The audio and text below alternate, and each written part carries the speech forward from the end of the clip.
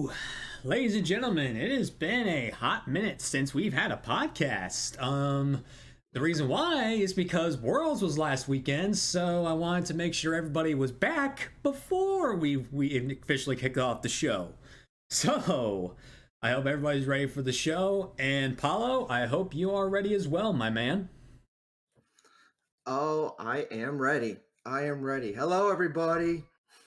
Glad to be here. Hello, my fellow nerds! Now, as I love to proudly proclaim, ladies and gentlemen, boys and girls, and all the fellow pokeNERDS of the world, welcome to the pokeNERDS Incorporated podcast, a Pokemon exclusive podcast just for us pokeNERDS to sit down and relax and get to know other fellow Pokemon content creators in the Pokemon community. I am your host, your man Spence from the Poké Network.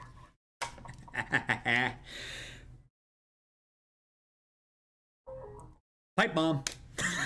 Yeah. Yes, the pipe bomb. For wrestling fans, if you know. Yep. The second I saw a couple, I was like, yes! But, ladies and gentlemen, we have another stellar guest lined up for another episode of the podcast. If you don't know who this man is, let me introduce you to him. A shiny hunter, a variety streamer, a man who always hunts shiny Pokemon, regardless of however long or however short the hunt may be. And also another fellow Team Yell member. Ladies and gentlemen, please welcome to the pokeNERDS Inc. podcast, Paolo, a.k.a. Arcanrai. Hi, everybody. I am very, very excited to be a part of the Poké Network podcast, as I have gotten to know Spence and got to see a bunch of other friendos be a guest on his podcast as well. Yeah. Just a reminder, guys, we're in season 5.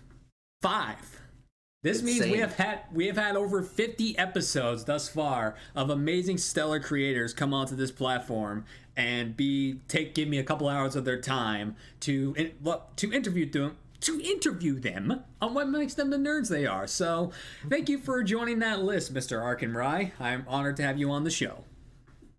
I am honored to be here. When I got the message that I wanted to, if I could be a guest on the podcast, I was like, oh, heck yeah. Absolutely. There was no hesitation. I'm glad you didn't hesitate.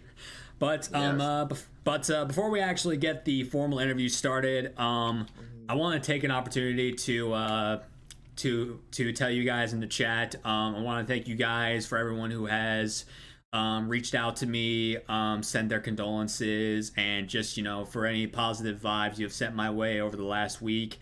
For those of you that don't know, I lost my mom on Tuesday, and it's been a weird process. I'm not gonna lie, but I'm just grateful to have you guys be there in my corner for this time of my life. So just thank you guys, and you all are awesome. But I would like to give a moment of silence for my mom. So.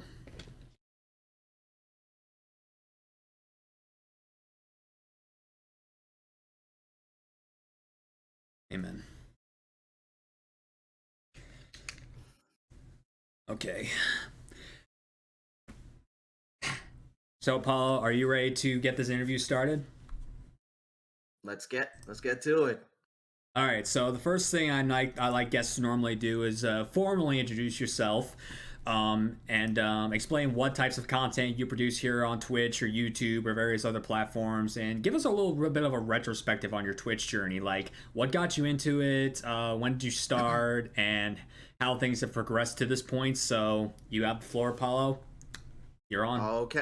Okay. And as you heard Spence say, I am a Pokemon streamer and variety streamer. I do a lot of shiny hunting, like regardless of how long it is, but I also like to dip into like Nintendo and other variety content. I do play some other games besides Pokemon, whether it's Zelda, Mario, and any other variety games. I mean, even I've been playing One Piece games because I wanted to try something new. And also, I love One Piece, the anime. So I was like, let me go play this game.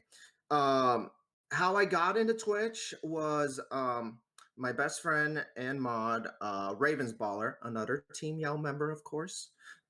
He started his Twitch journey in 2020, and he was telling me, "Hey, why don't you create a Twitch account? Because I want you to I want you to participate in chat." I was like, "Okay, yeah, no problem." But I was kind of like, doing other things at the moment. I had other things going on, and he was like, "Tell me, please, please, please." I was like, "Okay, okay, fine." And I never thought about streaming at the time, so I thought like, and I'm bad. I was bad with usernames, so I was like, okay, I'll just put my first and last name. I'm not going to stream. But from 2020 to 2022, I got to meet a bunch of amazing people, and I'm like, around summer 2022, I was like, okay, I'm getting the streaming bug. I want to stream, so went to go get some equipment. Got got to go to TwitchCon 2022, talk to a lot of people, get their thoughts on how to start. And then on December 10th of 2022, I started streaming, and I've been streaming ever since, and I've been enjoying it. Now, like I said, I had my first, so I wanted to change that. What was that? So Oh, yeah, yeah. I couldn't hear you. You kind of glitched out of there. What did you say? Oh, before I started streaming, like I said previously, I had put my first and last name as my username, so I had to change that. So I was wondering what to think. I wanted to do something with Raichu or put my first name on it because everybody know what my name was. But Ravens was playing Pokemon Infinite Fusions, and I thought, oh, that's cool. So we were mixing around the names, and I was like, oh, there's a calculator. Let me put Arcanine and Raichu, and there's like Arcanine and Arcanrai. I was like, oh, okay. So that's how I came up with the name Arcanrai. um, so I kind of predicted Arcanine was a part of this, but I actually for a second thought it was Arcanine and Darkrai. But that's just Yeah, me a lot thinking. of people, a lot of people told me that. Yes, you're not the first one. Yeah, it's hard, like half the time I don't think of Raichu because I don't really I don't see use for Raichu to be brutally honest. But obviously, Darkrai has been a staple of my journey for a while, so I just always thought that the Rai in your name was a Darkrai reference. So Mhm. I'm glad you clarified that because otherwise I would have said like, hey, is your name a fusion of Arcanine and Darkrai? And I was like, you're close. Yes, like I said, you're not the first person to ask me that. A lot of people thought it was Arcanine and Darkrai. I was like, no, it's Raichu.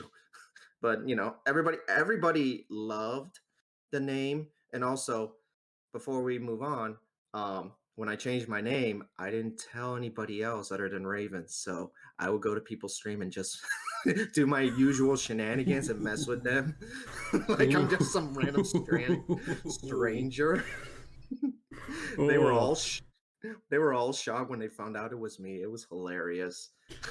And then Uh, uh, people, when I changed my name, people knew instantly who I was because I was almost basically the same person. So I couldn't like pull crap without people knowing, hey, it's actually you, Spence. But that's just me. oh man, yeah, it was so much fun. I was like, instead of telling people, why don't I just mess with them? And there were some other people I wanted to get, but they were also in chat, so I was like, oh, they figured it out.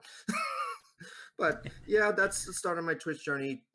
December 2022 is when I started streaming, and I've been streaming ever since. I've been loving it. Well, I'm glad you are. Well, I'm glad you have, and I'm glad you are, because we're glad to have you in the community, buddy. We're all happy you're a member of the Pokemon community. Thank you. Okay. So, for anybody on Paolo's side who are unfamiliar with me, let me formally introduce myself again. I am Spence. This is the Poké Network. I am a variety Pokemon streamer because I specialize in Pokemon content. I'm normally a shiny hunter and a Nuzlocker, but sometimes I'll go into playthroughs, like playthrough fan games. I'll do shiny hunting events. I'll do randomizer Nuzlocke, Soul Links, and various other Pokemon shenanigans. I very seldomly go into variety content because I'm waiting for Hades 2 to release on the Switch so I can finally start playing that and streaming it because I loved the original Hades. So I'm just waiting for that game to be released on the Switch too. And sometimes during the spooky season, if I have the will to play, I'll play a horror game. Because I remember one year I played Little Nightmares 1 and 2, and I'm not really afraid of gore, but I have a psychological fear problem because like during the game there was like this moment where people were like there was a moment where I fell to the floor and there were leeches all over the place. I have a weird like fear of slimy, creepy, crawly things. So the leeches got to me and I'm like they would, but I would be creeped out too. But I digress. So what got me into streaming was basically it came from years of watching Pokemon YouTubers and doing what they do, and I'm like, damn, I wish I could do this kind of stuff. Because I wanted to do randomizers, I wanted to do on-screen Nuzlocks, I wanted to play fan games, but I never had the capacity to do so. So in 2019, I reached out to Pokemon YouTuber MNJ TV, asking for some advice on how to get, started on all of this. And I had no idea if he would respond or not. And to my shock, he responded to me. Because I don't know if like an email of mine was going to go into his junk folder or anything else in that front. So I'm just glad that he actually took the time to read my email and respond. So thank you. But I didn't actually start streaming until June 2020 because that's when I actually got a little bit of money from the government to invest in my first startup PC. I always say, yeah, like I always give that shtick. Like if it wasn't for the stimulus of the stimulus of 2020, the whole channel probably wouldn't exist because I didn't have the finances back then. So I invested in my rinky-dink first setup and I started streaming. And even after getting advice on what to do and whatnot, I had no idea what the hell I was doing. I still had no idea what I was doing. I jumped into Twitch, a complete ghost. No one knew me. No one knew who I was. No one knew what I did. And it was just like, ugh. I was just, ugh. I just like, ugh. It's like a paper bag drifting in the wind. It's there, but at the same time, no one cares about it because it's just a bag drifting in the air. Because I didn't know what I was doing. So it wasn't until my friend Power Punch Plays rated me for the first time, and he kind of opened up my eyes to the world of Twitch and how it really operates. So after that, I finally got affiliated, and I learned how to finally properly integrate on social media, do some other things, and it just snowballed from there. And it was it's been a hell of a journey. It's been a hell of a journey thus far because I've done countless Nuzlocks. I've probably done over a dozen different types of randomizers. I'm finally doing a Soul Link right now. I've played through at least half a dozen fan games, and I've just loved the experience ever since. And I don't know if I met you beforehand, but the Poké Network is not my original channel name, but it's close. Before I dubbed myself the Poké Network, I was known as the S Poké Network. S Poké Network. Yeah. So where that came from was a little bit was this. So when I first started doing this, I wanted Poké to be my username so people would identify me as like a Pokemon content creator. So I needed something else, obviously. So I was like, what can I put in my username? So during college, I went for business administration, and I don't know. so just to give you a little insight, there's a lot of group projects in some of the classes that I was doing, and like, man, there is just so much grouping together, so much networking. Huh. Poké Network. That's a skit. I'll take it. And of course, when I entered it into Twitch, it was taken, so I was like, ah, crap, what do I do?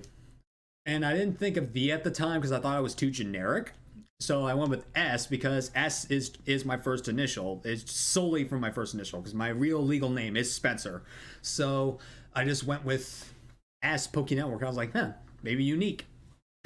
Little did I know how much chaos it would cause on Twitch specifically, because Twitch doesn't allow you to use hyphens for some reason, and I don't like using underscores. So the S and the P in my name were right next to each other. So people mispronounce my name constantly for years. Yeah, it's a little weird why Twitch doesn't allow that. Yeah, it's ridiculous, but oh god. I have been called everything from S-Poke to Spoken, and I was like, I'm done. I am so done. I dropped the S, put the V, and it's been a dramatic, more professional change ever since. So I'm just glad that I found a name that stuck, and I'm happy that this is my name. I own the Poké Network. Hey. And it fits perfectly. Glad to have you here in the Twitch world and in the Pokemon community as well. What can I say? I'm a good Poké nerd. Okay, so we actually got the first two topics out of the way. So, because normally I have origin of channel name spliced from history. So let's actually dive into what makes you the Poké nerd that you are. And of course we start off with, who is your favorite Pokemon? Who is it? I want to know. Give me the juicy bits. So, playing Pokemon Stadium 1 and 2, because I'm a Nintendo guy, no matter what I do with my team, I always get Raichu. I would say Raichu's my number one. Arcanrai is like my number two, but if you're wondering, one, Raichu. I'm always a Raichu guy. I've always like electric types. But any Pokemon team I need, I want Raichu's in there. And I love Alolan Raichu too, just to let you know. I was gonna ask, like, do you like his Alolan counterpart, or do you think it's a little bit too off? Yeah. Oh, I love it, and especially that it serves on his tail. Heck yeah.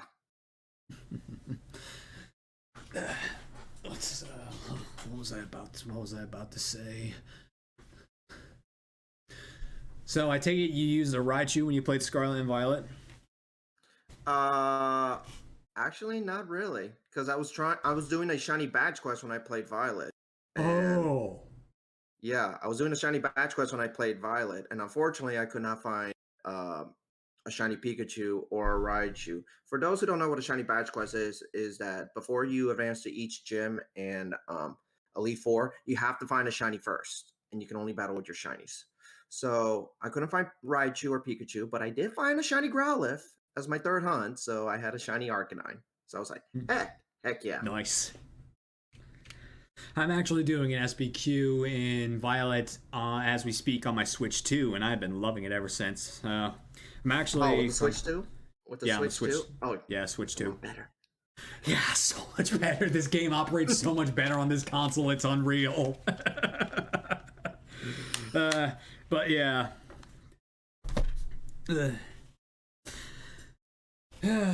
What is my favorite Pokemon? You know, there are some people that go to the levels of using it in every game possible.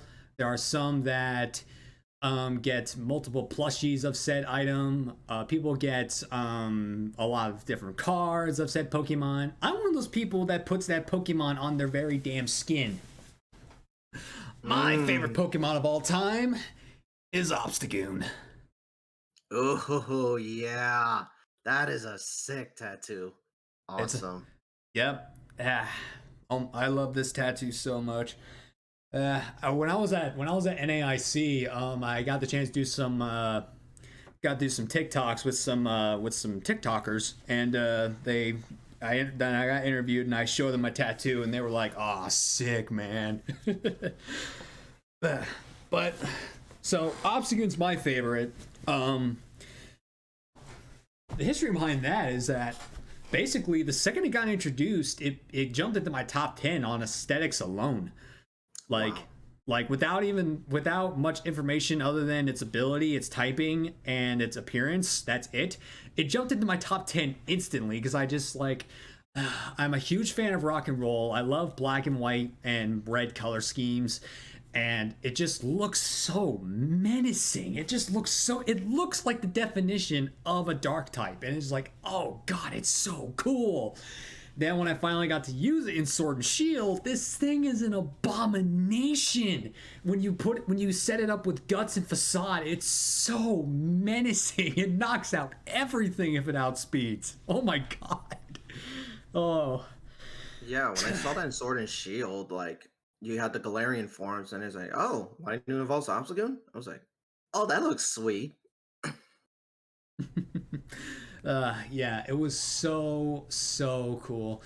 And the reason why it became my favorite was because when I started my Twitch channel, it was my number 2 favorite.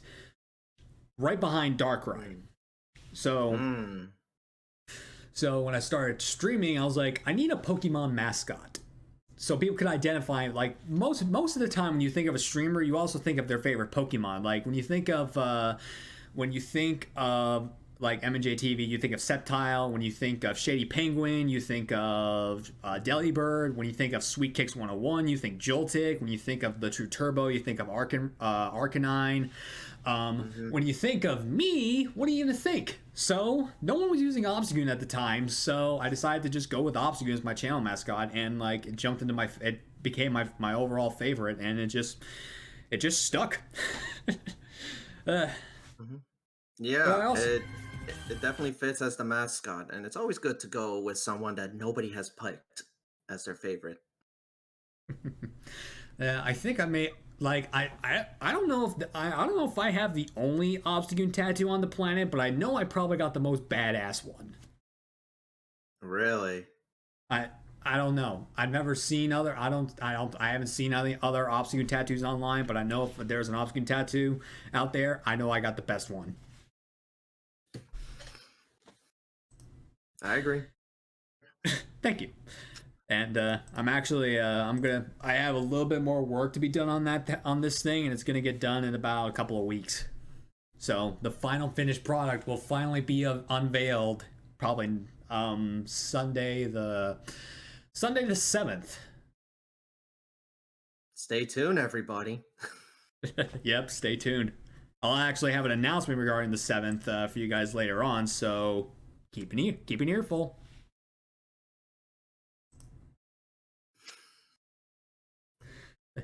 Okay, so as a shiny hunter, you have to have a favorite shiny. So what shiny would that be?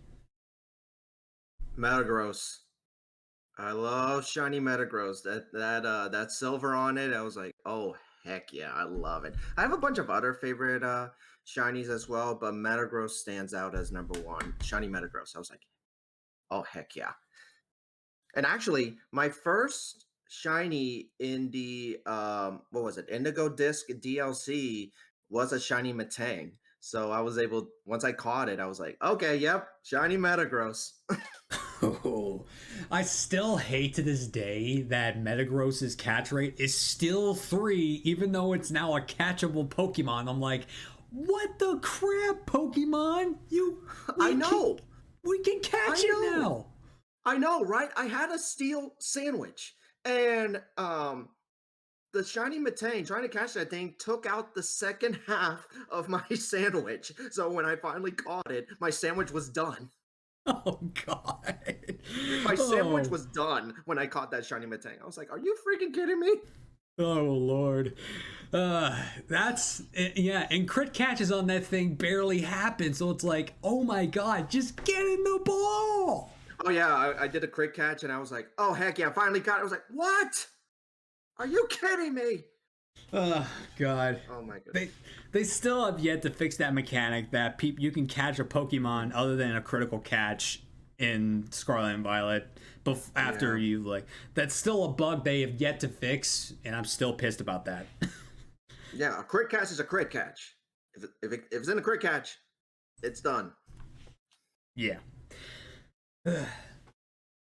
My favorite shiny is the Goth Frog. Oh, nice. Yeah. Oh, wait, that would be what? Wait, golf frog. Oh, jeez. I am going to get. I'm going to get rid for this. Isn't that a shiny Greninja? It is. You got it. Ah, thank goodness. I was like golf frog. I was like, okay, black. I was like, okay, there's only one I can think of. Greninja.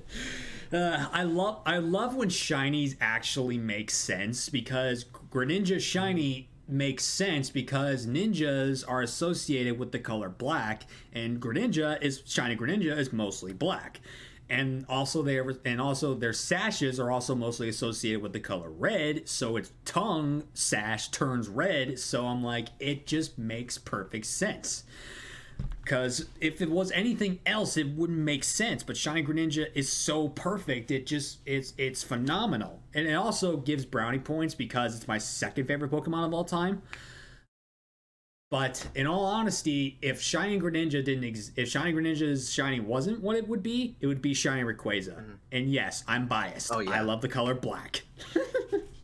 Hey, those are great. Those are great shiny colors too. Rayquaza, or no, yeah, Rayquaza and shiny Greninja. Yeah, at Pokemon Worlds they actually pronounce. Yeah, This is how we you say will. Rayquaza. Yeah, we'll talk about that later on because that's actually a topic I really want to talk about later on in the show. Okay. Yeah, for those of y'all that didn't see it go viral on Twitter and whatnot, or didn't attend Worlds, you'll understand what we mean. but uh, but yeah, so yeah, I love Black Shinies, but Shiny Greninja takes the cake because it's my second favorite. It makes sense and looks good. I plan on actually turning my whole arm up from the elbow up as a half sleeve, so maybe Shiny Greninja might get integrated into like my bicep and whatnot at some point. I don't know. Nice.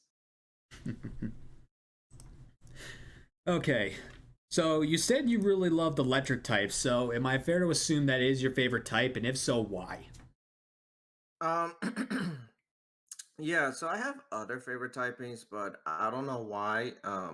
As the as we got to new gens, I just always liked electric types, and especially I guess when I first watched, obviously the Pokemon anime, and I just saw Lieutenant Surge. When I saw him being introduced and there's the Raichu, I was like, oh, that's how I first fell in love with Raichu. And like I said, I always had to have it on my team in Pokemon Stadium. But like seeing how Electric Surge, Lieutenant Surge, Lieutenant Surge was doing his battle, it just got me hooked on. Okay, I love electric types, and then electric Pokemon has come by since then. I've liked.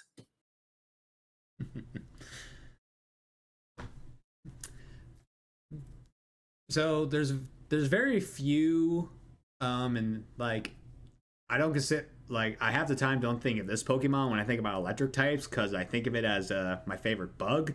But do you like Vikavolt? Oh yeah, I do. Ah, yes, Definitely, thank you. Yeah. absolutely. It's very useful in DAs. I just love it. I just love it as an overall because it's such a unit.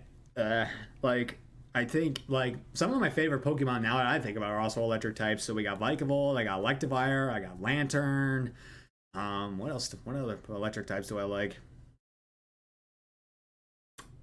I don't know. Too many to count. So other electric types I do like, other than Raichu and Vikavolt. You just mentioned Lantern and then Electivire.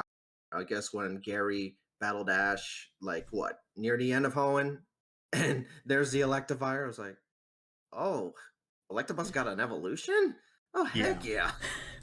Electivire has been one of my favorites for the longest time, solely based on aesthetics. But then I got the chance to use it later on. And I'm like, this thing can, like, I know that physical attacking electric types aren't the most viable, but come on, that thing looks so menacing.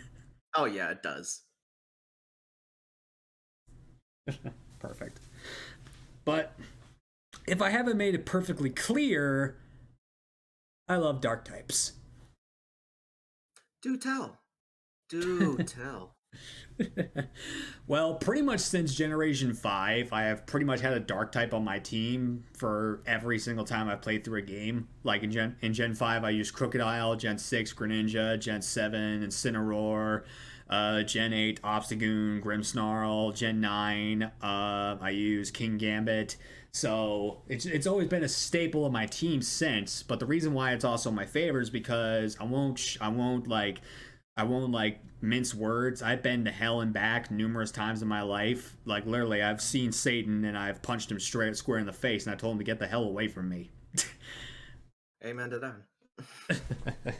So, I've always had with this dark past that I've always felt more at home and akin with dark type Pokemon because they always get a bad rep for, the evil being known as the evil type and always for their appearance or their social status, whether it's like Absol, known of bringer disasters, but it's forewarning of disasters. But it's like I've always felt a special connection with the dark type.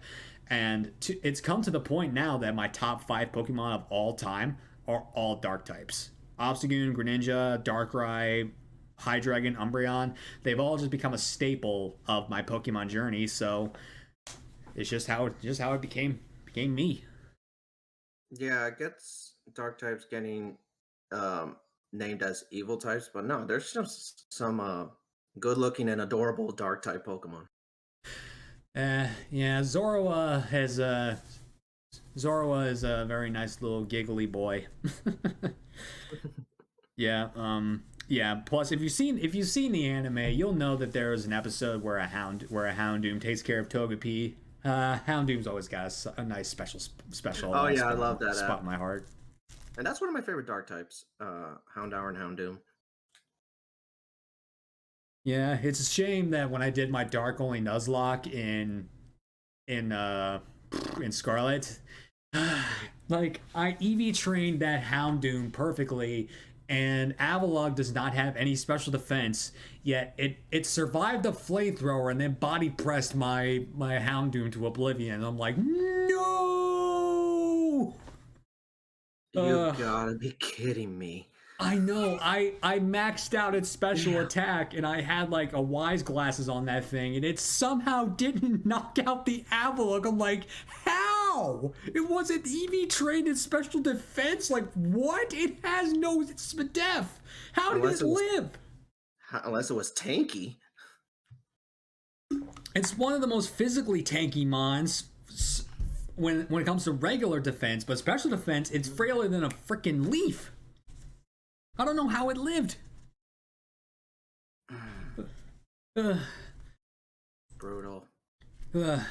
okay, so you brought up Pokemon Stadium a couple of times so far this interview.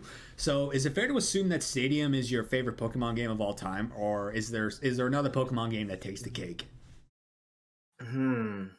So let's see. Yeah, it's just when I was a kid, I always played Pokemon Stadium 1. I definitely prefer Pokemon Stadium 2 because just with the the classic announcer just saying, "Oh, they're down, they're both down, Grand Slam, it's a one hit KO."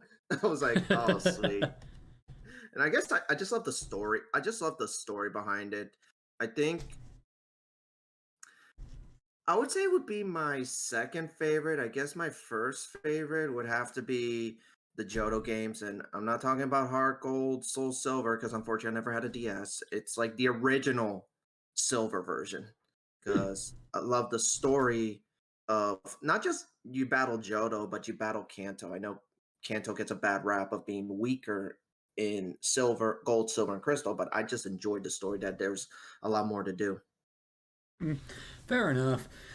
I still hate the fact that some Johto Pokemon are locked to Kanto, but I'm like, Yeah. where were they? What were they thinking when they were locking newly discovered Pokemon to a region that it doesn't even originate from? I'm like, okay, what were they Yeah. thinking? I mean, it's still a good game, but what were they thinking? Yeah, I know. I was like, wait, I never seen this Pokemon before. Where is it? It's not in the Dex. uh, Yeah, and that's another thing about Houndoom and Houndour because they were locked to Kanto, and I'm like, come on, what the hell? Yeah, I was like, Freaking, it's a Johto freaking, Pokemon. What you doing in Kanto? freaking Karen gets to use a Houndoom, but I can't. Like, what the crap? Yeah, exactly. Exactly. Uh, and always the staple Larvitar locked to Mount Silver, and I'm like, what did you do that for? By the time you can even use a Tyranitar, you're at the point of red. I'm like, you already cleared all the badges and freaking what the? I cleared 16 badges just to get the new pseudo. Like, I can go fish for the freaking noodle dragon before I get another badge, but I have to freaking defeat everything else to get this thing. Like, Yeah, it's all part of the journey. it is part of journey, and that's the only downside of gold, crystal, and silver that we had to wait that long to get a Pokemon that we want. But yeah, speaking of Heart Gold Soul Silver, like, have you ever considered like playing it on an emulator just so you get the experience it for the first time? Um, I haven't thought about it, but I'm not opposed to it. I mean, I am down to probably buying a 3DS. Heart Gold Soul Silver's in 3DS, right? It's you can play it on a 2DS or on a 3DS, 2DS, or a regular DS. Got it. So yeah, I was thinking about getting a regular, like a 3DS, and then play Heart Gold Soul Silver there. Why I don't have a DS is because after Nintendo 64, I became a PlayStation guy. So I missed out on GameCube. Yes, that's my regret. I missed out on GameCube. I missed out on DS and 3DS because I went from Nintendo 64 to PlayStation 2 to 4. And then I came back on the Switch in 2021. Well, just so you're clear on this, unless you're willing to spend almost $300 on one specific game, you're better off playing it on an emulator, just to save you a little bit of money. Possibly. Possibly. But yeah, I'm open to playing it because I was like, you know what, I did miss out on some games, and many people say Heart Gold Soul Silver was good, Black 2 White 2 was good, and I was like, oh, Uh, I need to I I need to I need to I need to experience that. I can advocate for Black 2 and White 2 because it's actually my favorite Pokemon game. Oh heck yeah. Yeah, I love Black. In my opinion, not including the spin-off games because the spin-off games have some amazing storylines. The main series, no Pokemon game has ever topped Black 2 and White 2 or Gen 5 in general. Gen 5 had, in my opinion, has the best written storylines of any main series Pokemon game. But Black 2 and White 2 took it up a notch for me because I love Hugh. In my opinion, I think he's the greatest rival ever. And that's beating Silver, may I mind you. My favorite rival, Silver. I think Hugh's the best rival because A, he's not in this for fame and glory. He's in this for revenge. I like revenge. B, he keeps battling you not to test his prowess, but to test you to see if you're powerful enough for his cause. So, I mean, yes, at the very end he fights you for glory, but anything before that, it's all about: are you strong enough to help me get my sister's cat back? Are you strong enough? Go kick these plasma grunts' butts and then talk to me. It was just like he was such a menace. Oh, I definitely would have enjoyed that had I gotten the 3DS and DS or 3DS and play Black 2 White 2. I have heard from many people it is one of the best. So you are not wrong on that. Yeah, so and like a lot of people gave Gen 5 beef in the early days because they thought it was like because Gen 5 between the games and the anime, it was a soft reboot of the Pokemon series. So they gave it a lot of crap for that. But as the games have aged, it's easy to explain like this. Black 2 and White 2 aged like wine. The older it got, the better it was the more it was appreciated and it played better. That's what I like. Got it. But on top of that, a lot of my favorite dark types for Generation 5. I mean, we got Crocodile, we got Bisharp, we have Hydreigon. Let's see, we also have... let's see, so many. We have Zoroark. We have... Oh yeah, and also in Gen 5, you couldn't use Zoroark unless it was through an event in Black and White. But in Black and White 2, you can use the Zoroark. So, bonus points. Simultaneous drinking. Yo, Raven, we're thirsty boys. Of course. Hi, Samir. How you doing? Yeah, we thirsty boys. Fellow Team Yell member here. Yellers! Yeah. But aside from Black 2 and White 2, if I was also to pick a spin-off game, I love XD Gale of Darkness. I love it. I heard that was really good. Definitely. It is. That was really good.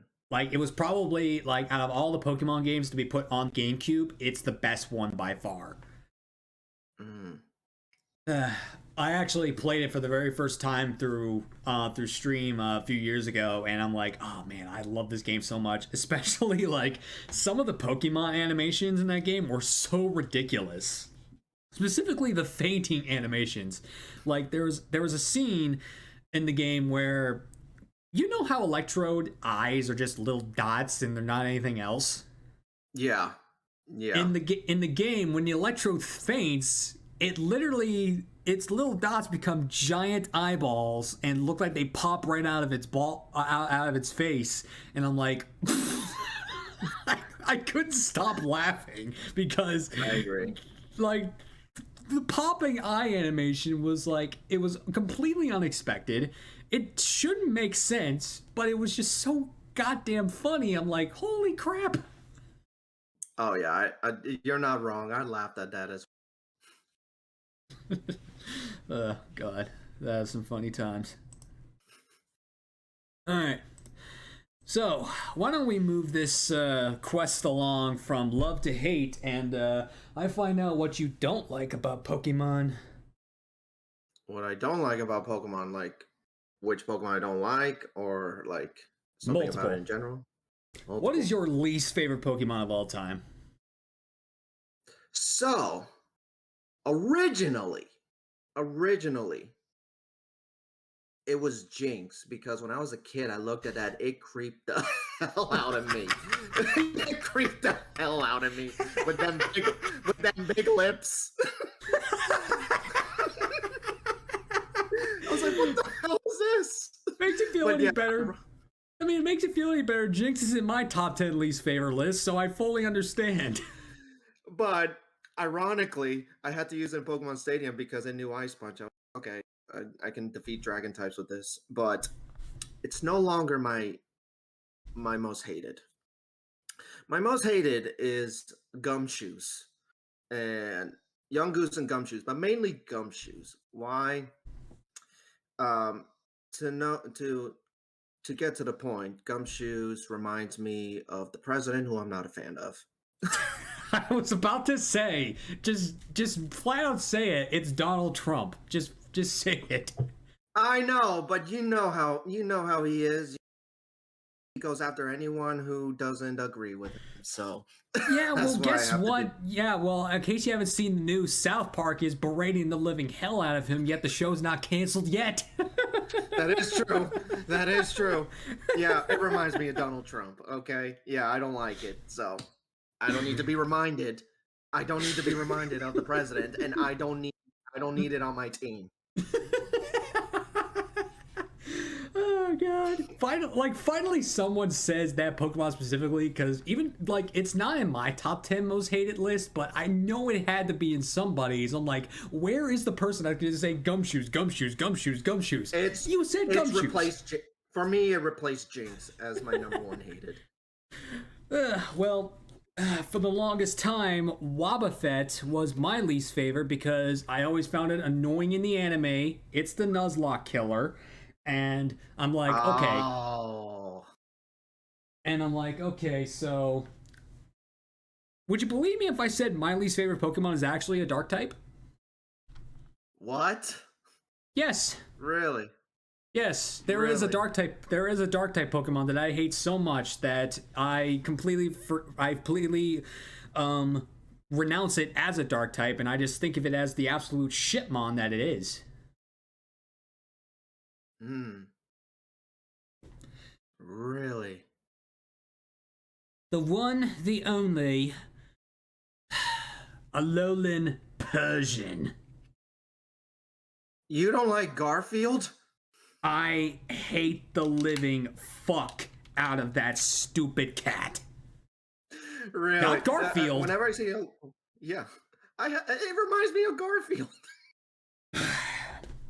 There is so much wrong with the cat. I could talk to you for hours, but I'm gonna bring it down to a few specific points. Aesthetics.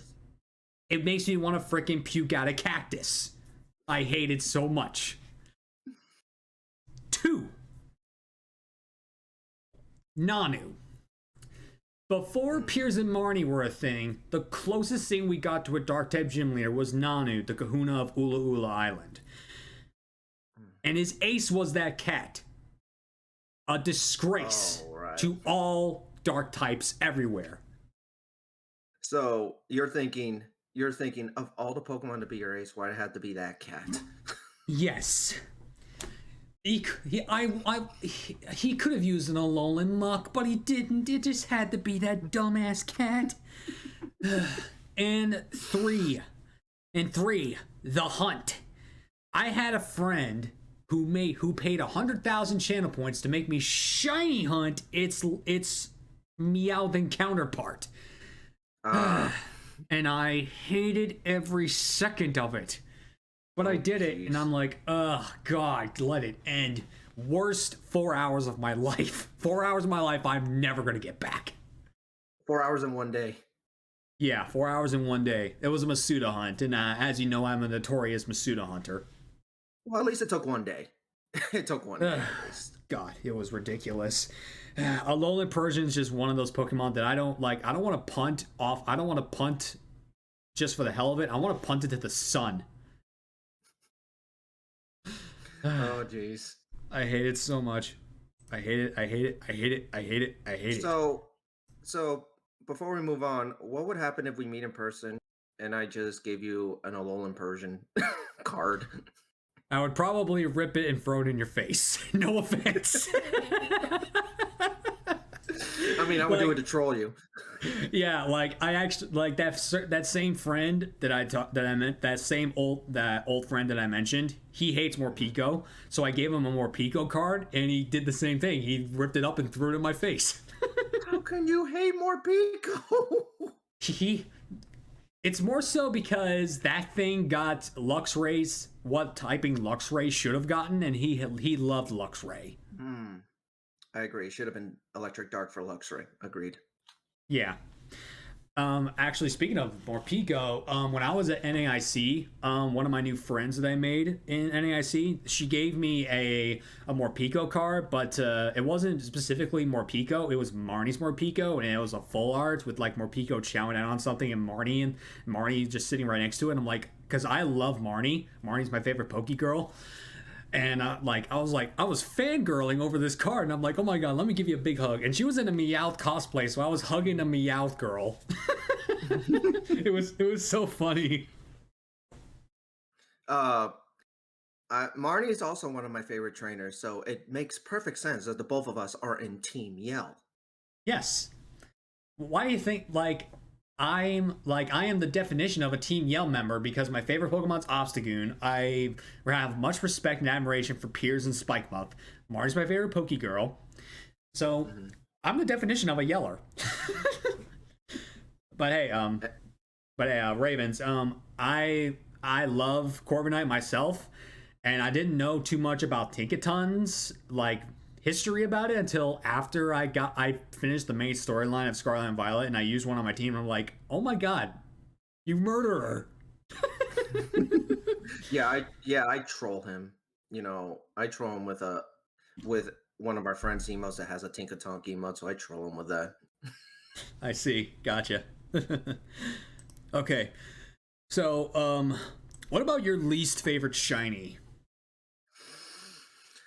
Is it one of those ones that's is it one of those ones that's barely noticeable, or is it a specific shiny that gave you a lot of grief? So, you know how you said you could talk hours about how much you don't like Alolan Persian? I can go hours when it comes to shinies that look exactly like the regulars. Okay. There's a bunch, but I think the one that I don't like is an adorable Pokemon, but I don't like the shiny. Tandemaus and Mousehold. I cannot. I can. What is a shiny? How the heck am I supposed to shiny hunt this? You were so out. I don't know. Yeah, you were so mad. You were so mad the mic cut out. Yeah, my bad. But like, I was like, you're telling me I have to go like send it to auto battle and KO every single one. I'm like, I'm gonna miss it. Or like my sandwich is going to run out, and I'm gonna be hunting hours for that thing. And I mean, I could Masuda for it, but it's like gonna be painful. Masuda and SV is garbage. It's a little bit easier, but it has better odds. No, in my opinion, it sucks. It does. I'm specifically Masuda and SV. Masuda and Sword and Shield, top tier. Masuda and SV. A lot of people didn't like Masuda and BDSP. I could leave or take it. Leave or take it. But yeah, Mousehold, Tandemaus, those are my least favorite shinies. Maybe second one would be others would be Shiny Gengar, Shiny Garchomp. Those I could go a lot more, but those are my top. Mousehold, Tandemaus being my top ones. Well, I'll give you 2 hints. My least favorite shiny is actually I'll give you 3 hints. My least favorite shiny is from Gen 9. Gen 9. It's a trio, meaning there's 3 in the entire line. And this. And this. Oh wait. What trio? No. Oh my goodness. I am going to get ripped for this. Hold on. It's a trio. It's Gen 9. I mean trio as in there are 3 in the entire line. In the entire line. Oh my goodness. I'll give you another hint. It's a Pokemon that has a split evolution. Split evolution. So that's why it's a trio. Ooh. I am going to bonk myself in the head for not knowing this, but I don't know. Charcadet, Armorers, and Ceruledge.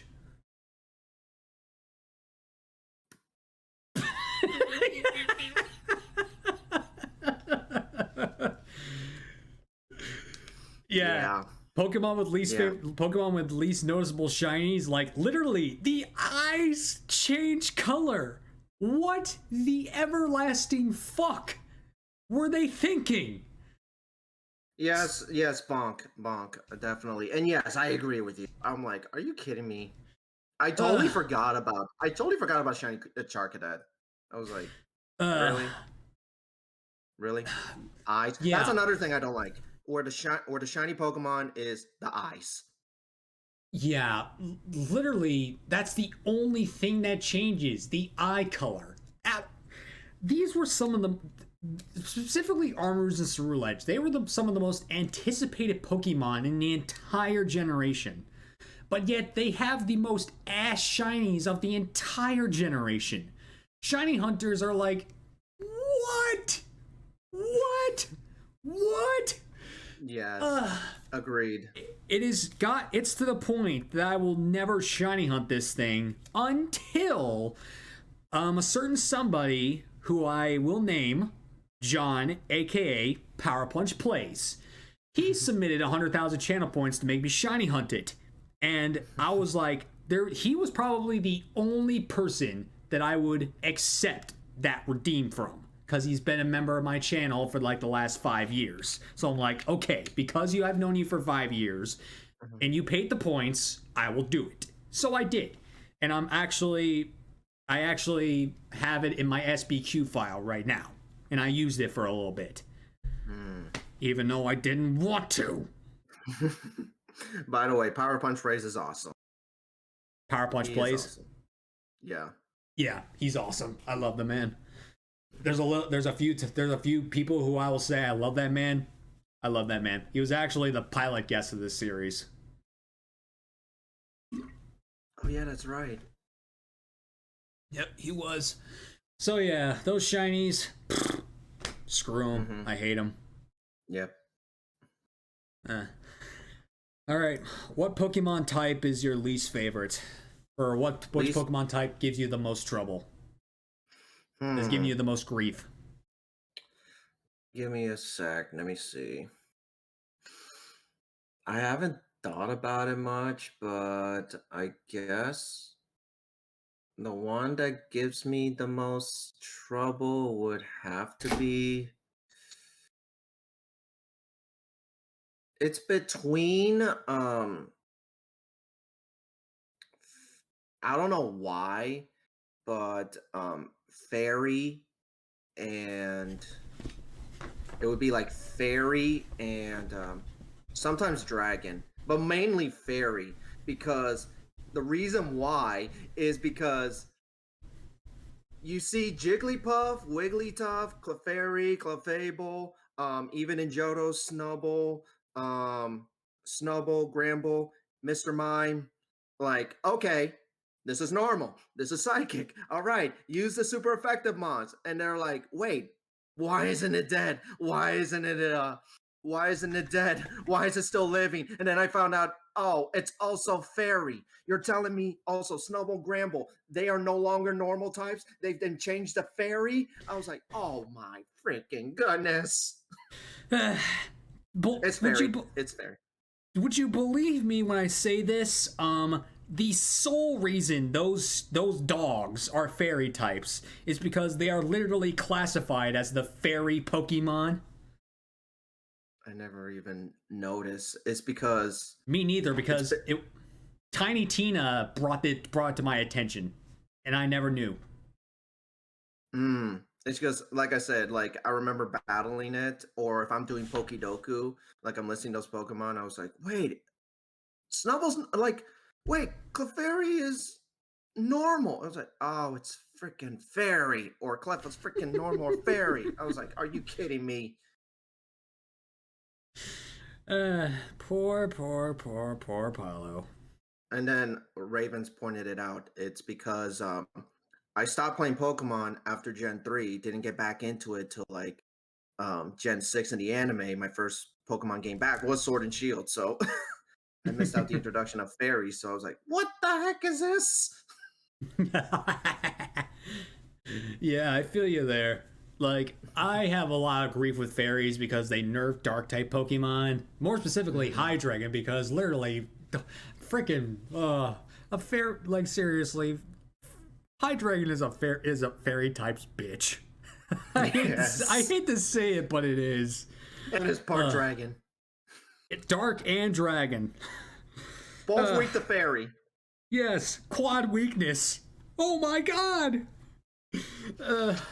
But another, like, I just, like, I also hate how much love it got in the gen it was introduced. Like, for example, when Steel and Dark became types in Gen 2, they got some attention, but they did not get as much love as they did in Gen 6. Yeah. Old Pokemon and new Pokemon are now fairy types. It gets a fairy type gym right out of the gate, while us dark type lovers have to wait frickin' almost 15 years for a frickin' dark type gym. It got a legendary right out the gate. We didn't get a dark type legendary until frickin' Yveltal. I'm not counting mythicals here. I'm not counting mythicals.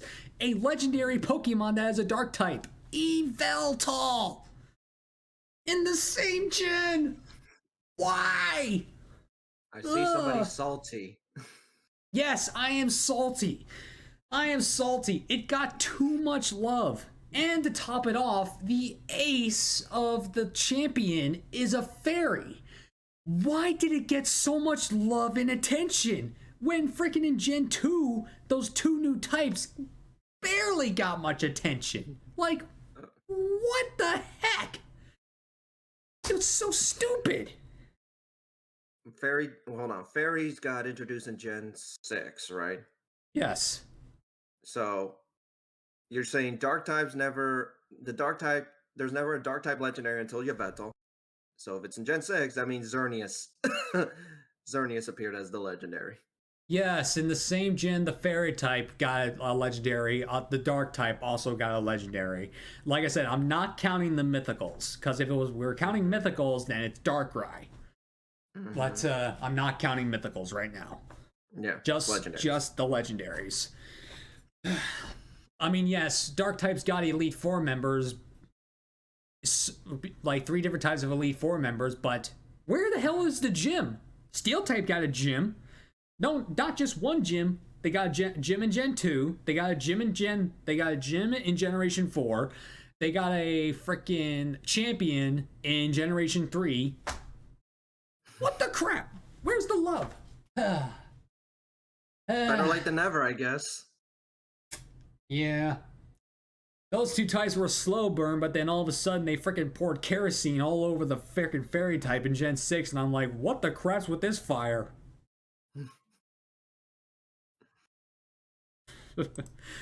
Okay. So, out of all the Pokemon games you have ever played, which one would you say is your least favorite? My least favorite. Okay. I would have to say, let me see. I have to list it off. Let's see. I played Yellow, Silver, Stadium 1, 2, Shield, BSP, PLA. I guess out of the Pokemon games I played, or even I don't know if Pokemon Unite counts. It does. Any Pokemon game, whether it's a main series, spin-off game, like I've had, like when True Turbo was on the show, he said his least favorite game was Pokemon Go, which is a mobile game, which I accepted. So if it Unite's your least favorite, then I'll take that.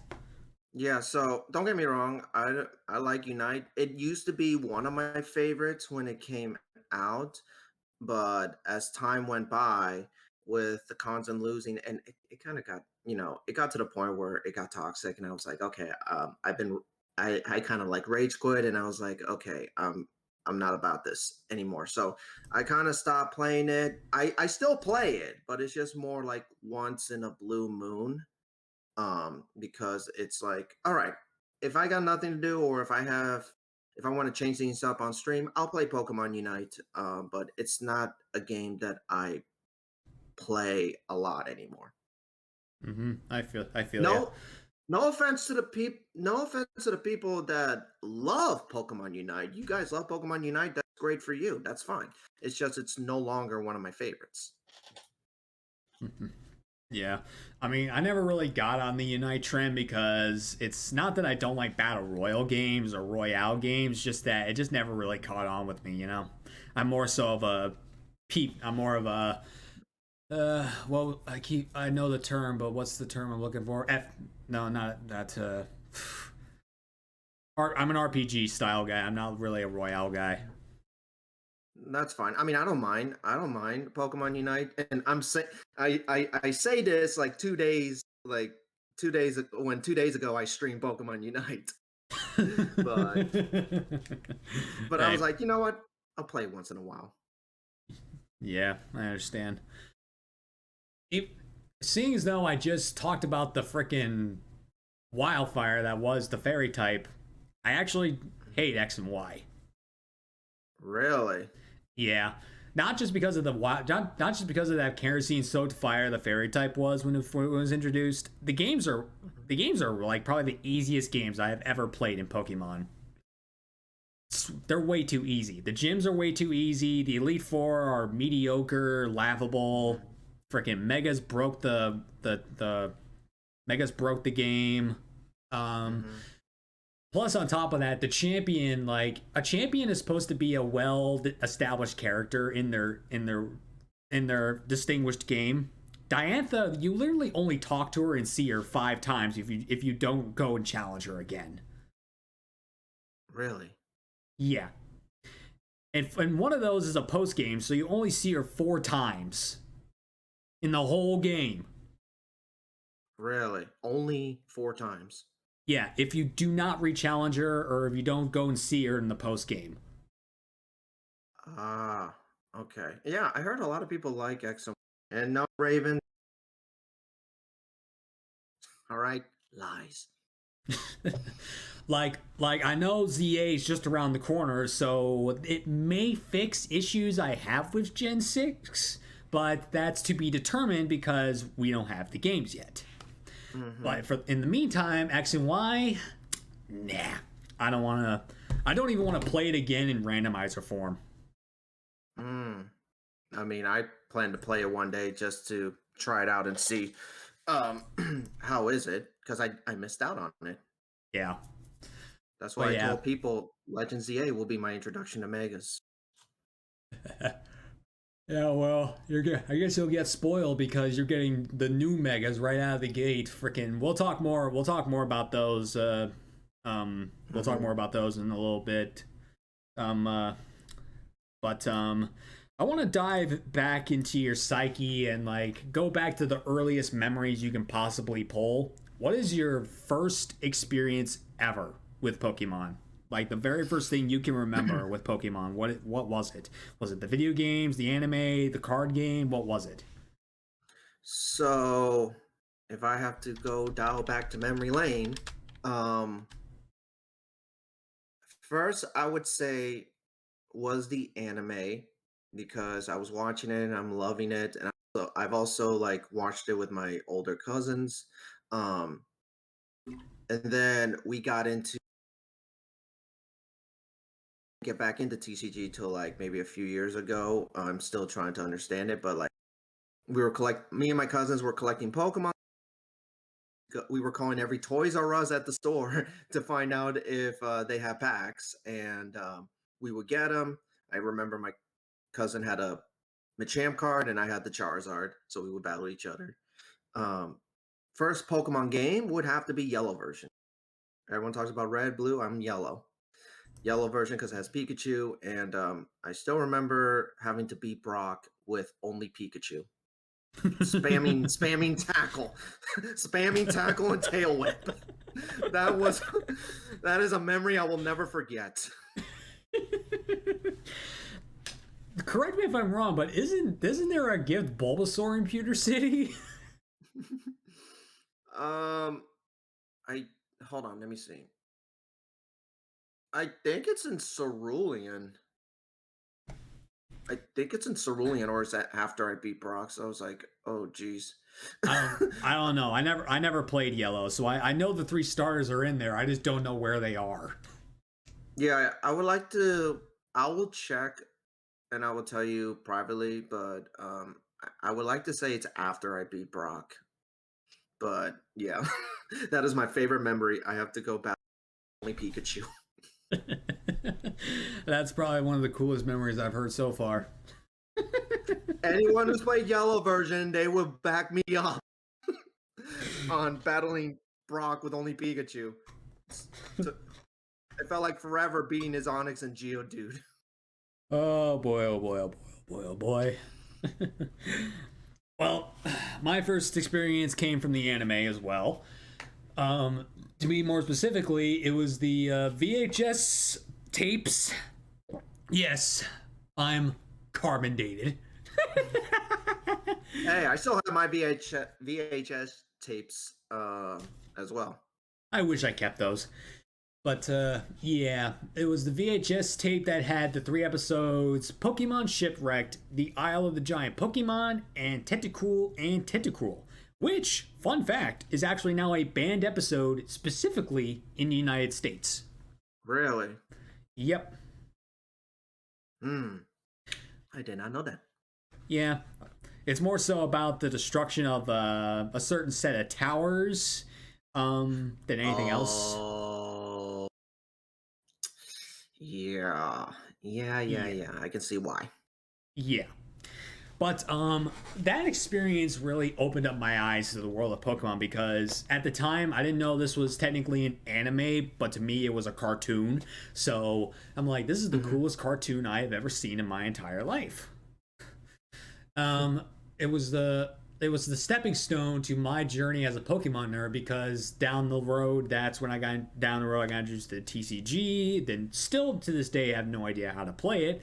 But I like the design of the cards and the features of the cards themselves. Then I started playing the games. I didn't play a game till about 2000. Was it 2002 or 2003? No, it was 2006.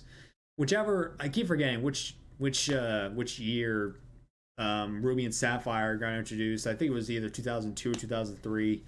It was during that year is when I started playing Pokemon games for the first time, and I played Sapphire for the first time. So, the good old memories of the young PokeNerd known as Spence. Ruby and Sapphire were also great games too. Yep, they were. I have much love and appreciation for Generation 3. I would say that if you would live in any region in Pokemon, where would you live? I'd give 2 answers. Hoenn, because it's my home region, and 2, Galar, because that's where Obstagoon is. Speaking of gents, Johto. I love Johto. And then second one, maybe Alola because of the islands.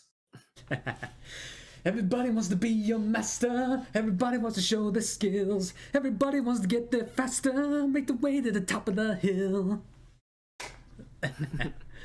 I love that. I love that theme song. But anyway. Classic theme song, Johto Journeys. Yep. But anyway. Okay, now comes one of my favorite sections of the show, the emote elaboration. So if you have any Pokemon specific emotes you'd like to share and explain why they're a thing, go ahead and do so. Okay. Hold up for a sec. I need to go pull it up. Let me see. I gotta go pull it up now.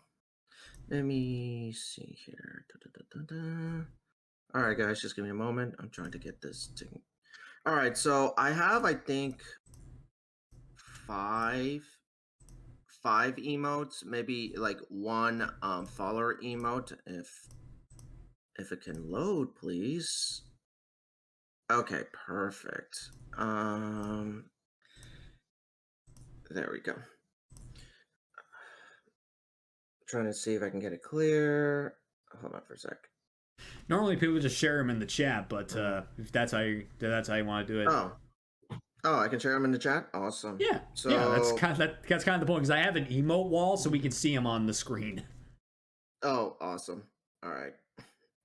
That helps. Just give me a moment. I'll tell you one follower emote. My mod Kev drew a Teenage Mutant Ninja Turtles Turtwig because his favorite is Turtwig, and he was telling me, "Hey, Paolo, you need a Turtwig emote. I'm going to draw you one." I was like, okay, then I didn't agree to this. He was like, "Now you're getting a Turtwig emote." Okay. I was like, okay. Let me go post some of this. Where's my emotes? So I'm gonna post everything. So boom, boom, boom, boom, boom, boom, boom, boom. And then there's a third thing. All right, I post them in here. All right, I post them in chat. So, I was looking for some Raichu emotes because I was like, oh, I didn't expect to. I got like affiliated. I got like affiliated 2 weeks after starting streaming. I was like, oh shoot, I didn't expect to be that fast. So I got to go find some emotes. So I wanted to find some Raichu emotes because they're my favorite. So got them off of Etsy. But you have the Raichu love emote. I wanted to get something like I love this, or like Pog or whatever. So like the Raichu that has the sparkles, like, oh, I'm surprised that's the Pog emote. The one next to it is the shocked emote where it's like get away from me. And then the Raichu that was crying, it's like oh, that's so sweet. And then I wanted to get some Arcanine, so like you have the Arcanine anime. Oh, that's one of my popular emotes. The Arcanine like headbang, Mm-hmm. especially when we're doing like emote only mode, listening to music. And then one of my tier 2, tier 3 subs is like the tier 2 sub is the Arcanine drinking boba. So it's just chilling. And then tier 3 emote is Arcanine like like heads with bulging eyes are like, what? Yeah, so those are my emotes. I do have some new ones planned. I just have to go just finalize that and then just show it to the person that will do the commissions. Nice. So I'm gonna dump all mine at once. So bam. Boom. All my glorious emotes. As you can see, they're mostly based off of dark types, but I'll explain some of them in general. So we talked about Zorba earlier about being a giggly boy, so I have a little bit of a giggly Zora. Everyone loves that one. Everyone loves that one. Aw. I got my Hydreigon Banhammer, so as much as I the wanted to, Banhammer? yeah, it's as much as I would love it to look menacing, it also looks cute. So Video Game Shay has a way of making menacing Pokemon look cute. So Yeah, she's awesome. yeah. My shiny luck emote is actually Regidrago because Regidrago is my very first ever on-screen shiny, so it pays homage to it. Wow. How many resets? Believe it or not, 2,221. Yo, that's sick. So under yeah, odds. Under odds and almost quadruple two. Almost quadruple two.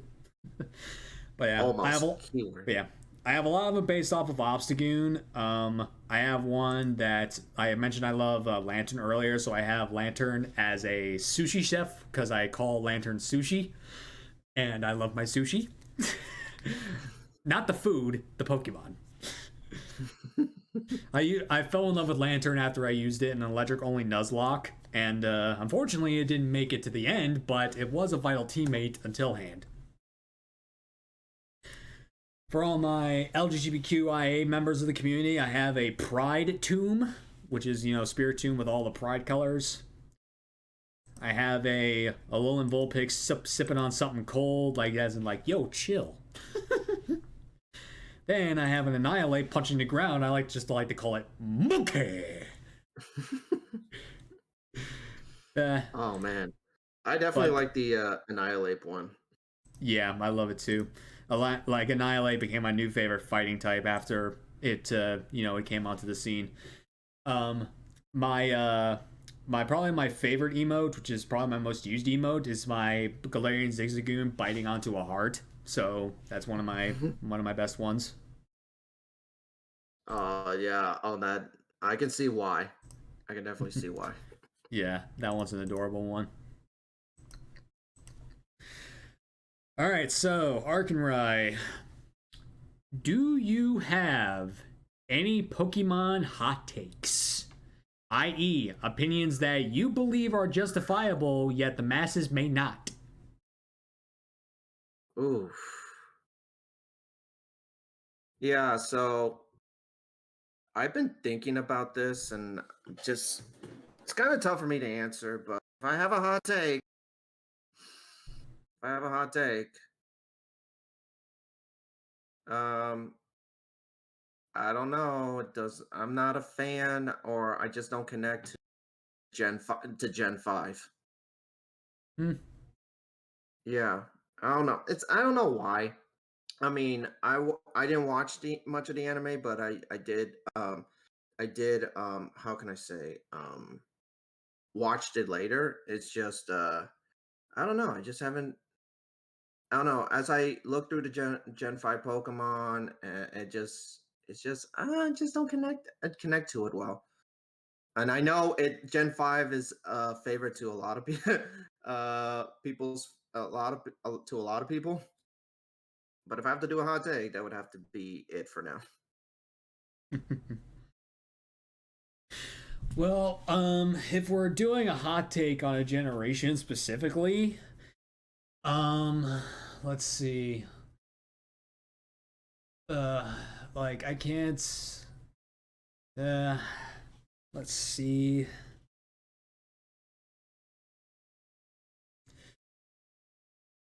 Hmm.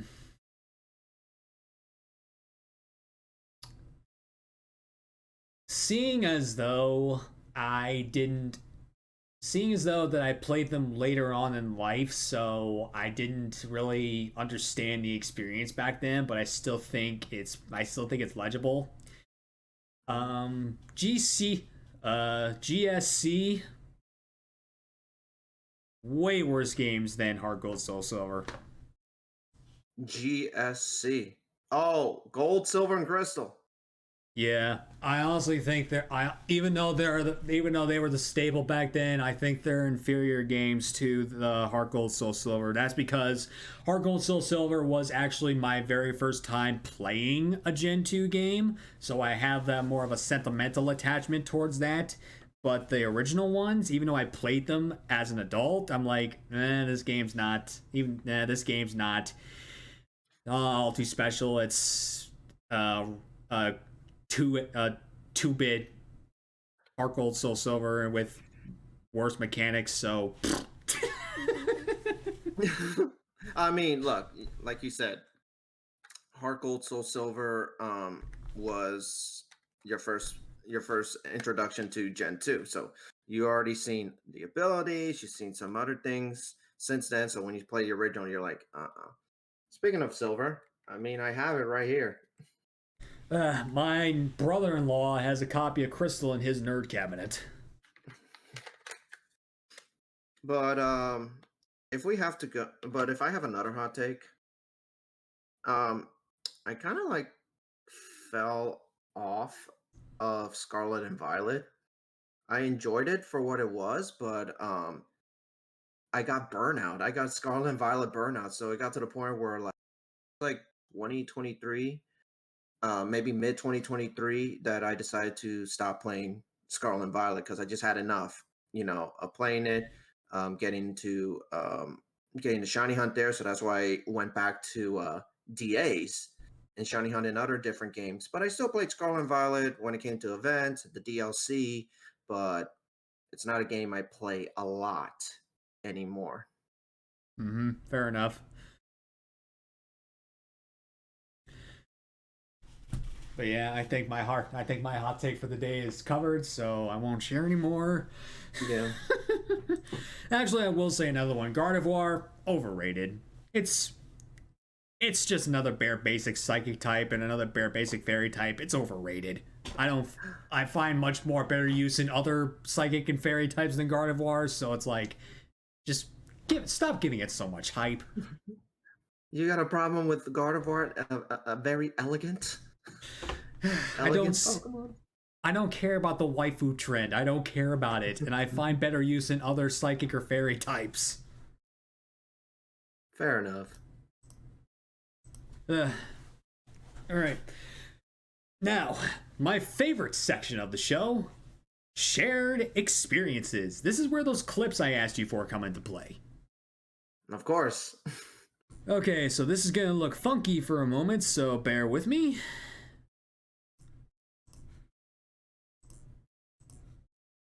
All right, now let's swap this. Change stream to this. There we go. Now we can watch in real time. Okay. All right, so obviously we know what this is, so let's just see it react to this big bunker. I've been hearing that there's gonna be a lot of snow. Oh my gosh! Oh my gosh! Oh my gosh! There it is! There it is! Oh, yes! Whoa! Oh baby!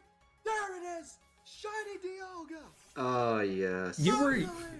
You were yelling, but you were also suppressing your voice. Like, and I was about to end. That's a rare talent. Okay, so there it is. I was so determined to get this shiny, and as you can hear it on the clip itself, I was about to end stream, but decided to go to continue. Like, okay, let me go a few more, and then I finally got it. So of course I went bananas, and why I had to lower my voice because it was past midnight and my family was asleep. So I had to lower my voice because I've had my mom, hey, listen, like she was fine with me streaming, but it's like, can you lower your voice when we're going to sleep? You are very loud, and a lot of people tell me I get very loud. I gotcha. So I gotcha. Oh, okay. Actually, I was in a shiny race to see who can get their shiny legendaries first in BDSP, and I won. Nice. Oh my goodness, I've been. Yeah, you just completely also like disenrobed, like goofy hat off, earbuds gone. Like, yeah, I'm just minding my own business. And by the way, redeem. So a goofy have to redeem. So I was like, oh shit! I was like, okay, all right, hats off. Time to get serious. All right, so you told me you're also. Are you currently using a HyperX mic, HyperX Quad Pass mic? Yes. Cool. You're using the same mic because I see it in the clip here. So I'm like, oh, we have the same mic. Oh, of course. I just when I was becoming a streamer, I just saw these mics. I was like, okay, that's the mic. I always knew that this was the mic I wanted. Yeah, this is a good mic. So this clip title is very contradicting. Arcanrai finds his most despised shiny. So you told me what your most despised shiny was earlier, so I'm wondering what this is, because you don't look like you're in an area where Tandemaus spawns, so... Oh, yeah. Oh, despised shiny, right. Oh, wait. You are gotta be kidding me! Oh, no. Are you kidding me? I remember, I think... I forgot who clipped that. This thing? Why? So, I'll explain in a moment. I was like, you know what? It cannot always be happy, shiny react. I gotta go get, I had to go find this. So, like I said, I was doing a shiny badge quest. You just left. I did. Okay. I did. Kiss and tell. I did. So, like I mentioned, when I was playing Scarlet and Violet, my first game on stream was Violet, and I was doing a shiny badge quest. And I remember talking to Ravens, and I was like, I better not find a shiny Yungoos, because I do not want to find, like I explained before, I do not want to get shiny Gumshoes and get shiny Donald Trump. So I'm searching. I'm in a Palmy outbreak, and I was like, going in and out of the outbreak, so it can respawn. And I was just going so fast, and I got so distracted. There's a shiny Yungoos. I was like, oh, you've got to. I was like, you got to be kidding me. And the rules of a shiny badge quest: you find a shiny, you catch it. no matter what. So Yeah, well, here's the thing. I was doing my SBQ a little while back, and I was going for Impidimp because I was going to put Grimmsnarl on my team. Guess what I find before I find the Impidimp? Shiny Donald Trump. Of course, I caught it, but I'm not going to use it, so I went and got the Impidimp anyway. So I'm like, oh god, why did I have to find Donald Trump? Yes. So I evolved it to Gumshoe. You're going in the box. You're staying there. But the good part is, at least I was able to advance into the shiny. Okay, that's one positive thing. The only thing. Fair enough. Fair enough. So, also, as you know my history, so I'm just saying this right now. Screw you, man.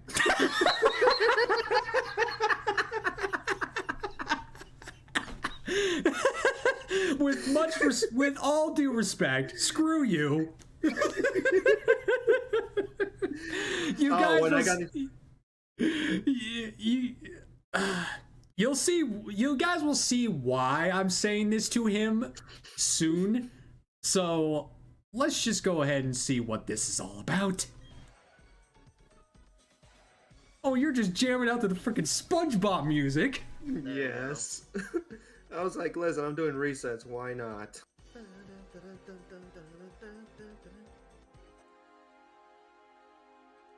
There we go. Oh! Oh boy! Oh my goodness!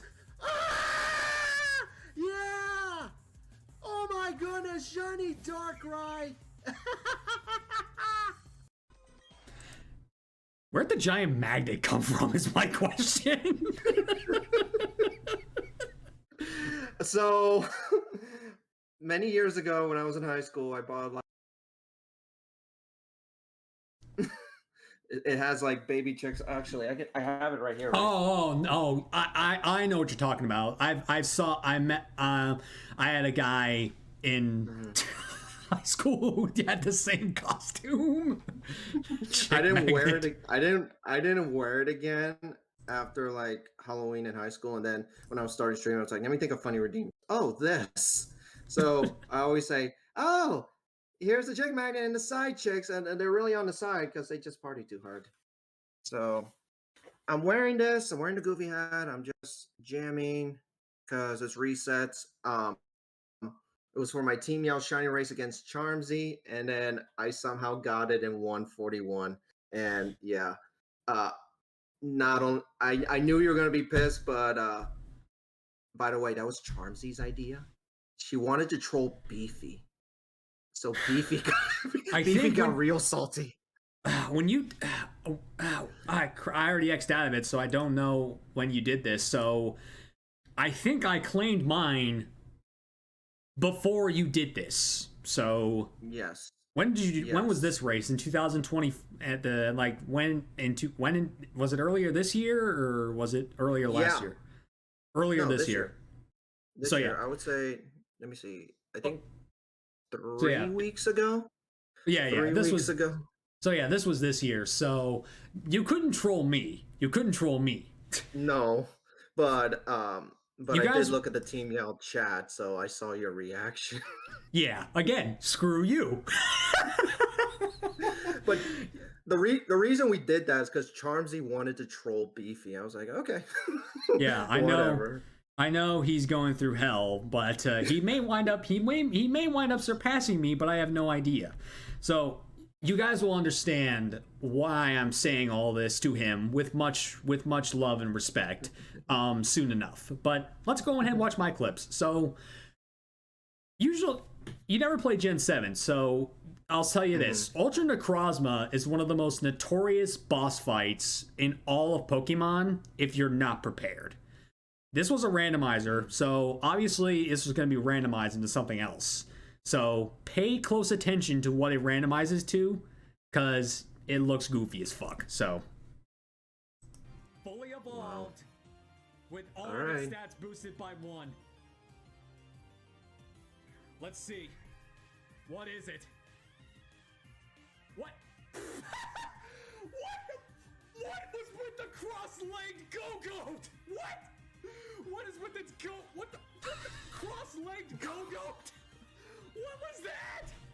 See what I mean? Fully evolved. Oh my god.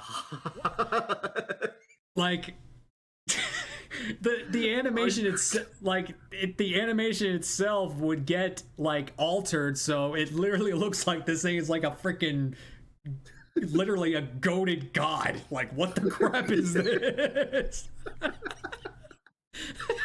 Oh my god, that was perfect. That was perfect. Yeah, and also screw this goat because freaking. Do you see that Genesect on my team? It was. Yeah. It somehow kept going into battle with freaking every single Pokemon it's fighting having a fire move. I randomized movesets in this one, so I was like, why has everything got a fire move? This thing had freaking Fusion Flare and O-Coat the Genesect. Oh, God. Oh, damn. Yeah. Oh, damn. Yeah, the one time I actually hate Go-Goat, it's this. Oh, whoops. I didn't change this one. Okay, so remember that Alolan Meowth I was talking about? Yes. Here it is. Yes. Oh boy. There you go, Strix. There you go. Fuck oh this boy. stupid cat. Oh jeez. Motherfucker, I'm free.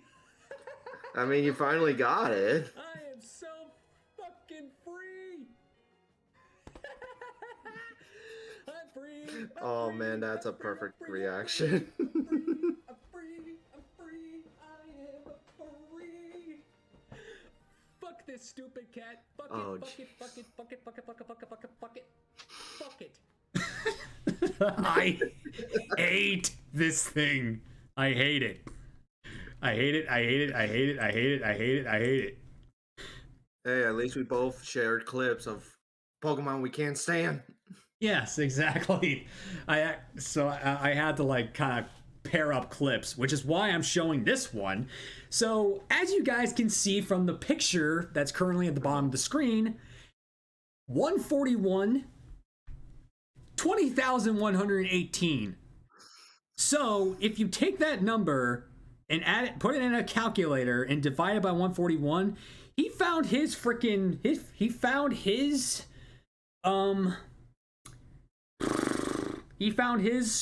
Darkrai 142 and 32/47 times faster than me. So I've been told. Yeah. By Dragon Tamer Tom. So yeah. So my reaction is much warranted. And as you can see, there's a shiny Drillbur on screen, so I just found a shiny Drillbur beforehand. So I was a little bit already hyped up. So yeah. My best reaction to date. Here it is. Headphone users beware. Mm-hmm.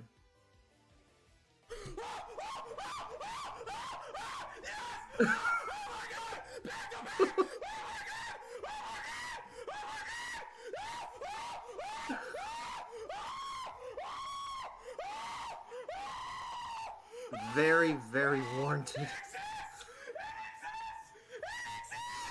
Oh.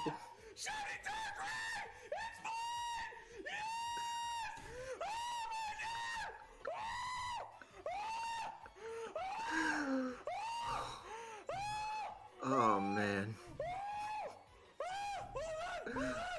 Oh gosh. Collective time, I couldn't tell you, but from start to finish, 1 year, 9 months, 3 weeks, 1 day. 20,118 resets. That's how long that took. Damn. Well, mercifully, I'm glad you got it. And apparently shiny hunting mythicals at BSP that long is not uncommon. Apparently, yeah.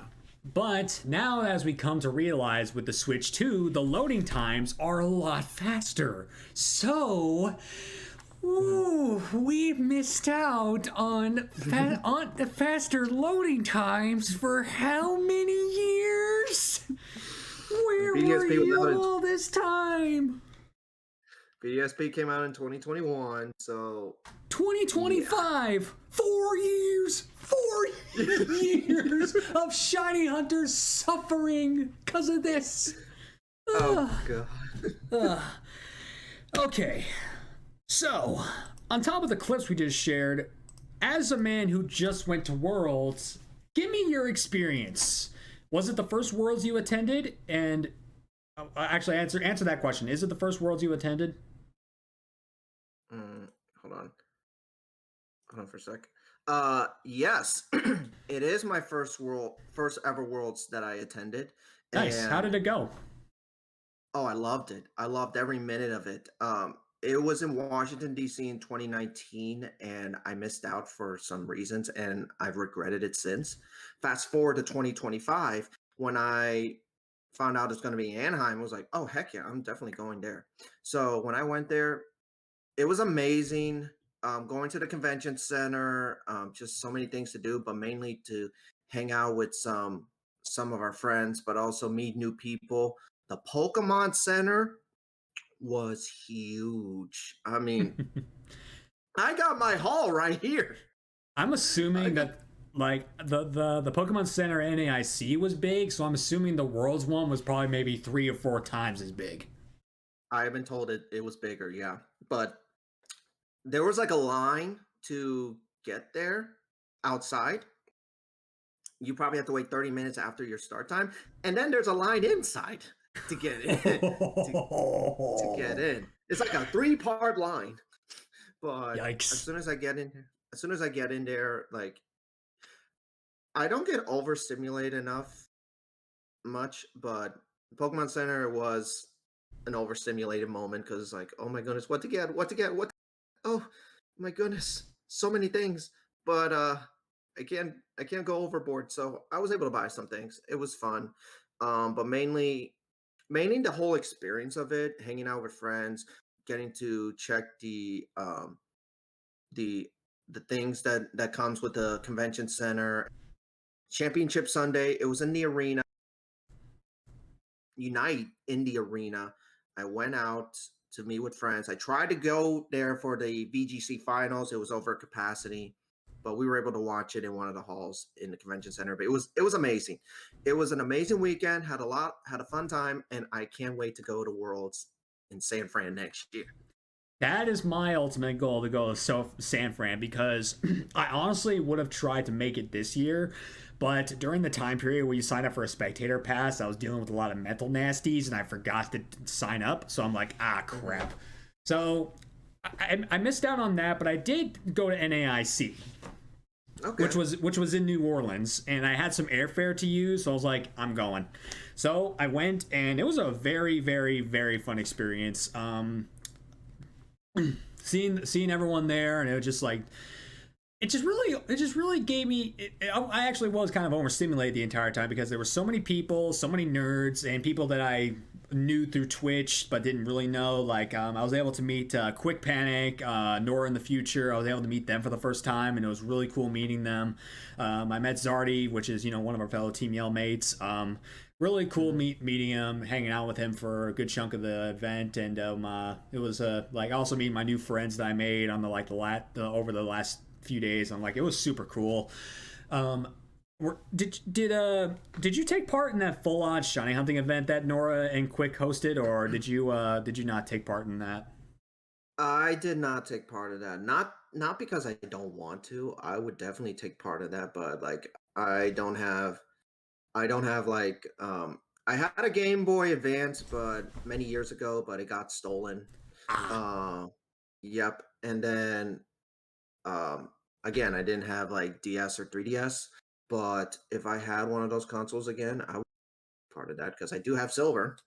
Yeah. I do have silver, so I can take part of that. But no, I did not, but I joined them near the end just to talk with Quick Panic and Nora in the future. They're like wonderful people, and some other people there too. It was just fun. Oh yeah, they hosted an event. They hosted that same type of event at NAIC, and I met them, and I actually didn't realize for a second who he was until I looked later, but I actually met John Stone. You did? Yeah, I actually did. Like, I'm like I vaguely remember the name, but I didn't realize how big of a creator he was. And I'm like, so you're John Snow? Nice to meet you. I shook his hand, and I didn't realize who he was. And I'm like, oh crap! I just freaking shook hands with probably one of the biggest Pokemon content creators on the platform. I'm like, oh shit! Wow. Wow. I think that's one of the best moments when you just meet a Pokemon, you just meet a big name, and you don't even realize. Like I like to pride myself that I know a lot of Pokemon names, but for some reason, like it just didn't click with me that I met John Stone. I'm like, oh I'm like, shit. I wasn't I wasn't starstruck or anything like that. I mean, I wasn't starstruck by meeting Nora or Quick or anything like that, but come on, man, it's John Stone. What are you doing? Maybe one day I'll have him on this show. I have no idea. One day. Maybe one day. But yeah, NEIC was a really fun experience. Worlds was obviously a really fun experience for you, and so hopefully you and I will get to formally meet at NEIC in San Francisco. And actually, if I'm not mistaken, I think that might be that's going to be the 30th anniversary of Pokemon, if I'm not mistaken.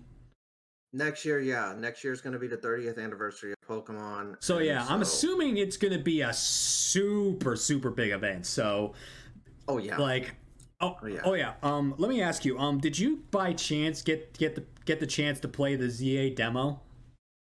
No, I did not, and the reason why is because I had to sign up for it quickly. Ravensballer was like on top. I'm not saying I rely on him on it. It's just he paid attention to more of the world's news, and I was busy with work. So I don't have, when I'm at work, I don't have time to go on Twitter or any other of the socials. So Gotcha. he said, hey, here's a link for the ZA demo. You got to sign up immediately. But as I was about to sign up, my supervisor or manager was telling me, hey, I need you to do X, A, B, C, D. I need them done ASAP. And I was like, Ooh. okay, I can't push it back. So I had to go take care of that. And then by the time I went to sign up, gone. Damn. Gone. Damn. Yeah. Damn. I mean, I could have just say, okay, let me just sign up quickly, but like when work calls, you got to do it. Yeah. It sucks when those events happen. So maybe we'll get the chance to play the Gen 10 demo if they're going to do that, because I'm assuming, I'm going to be assuming that, okay, so here's my prediction. We're either going to get, it's going to be like the same thing where we're going to get 2 games in the same year, or wait a minute, did Scarlet Violet happen? No, that happened.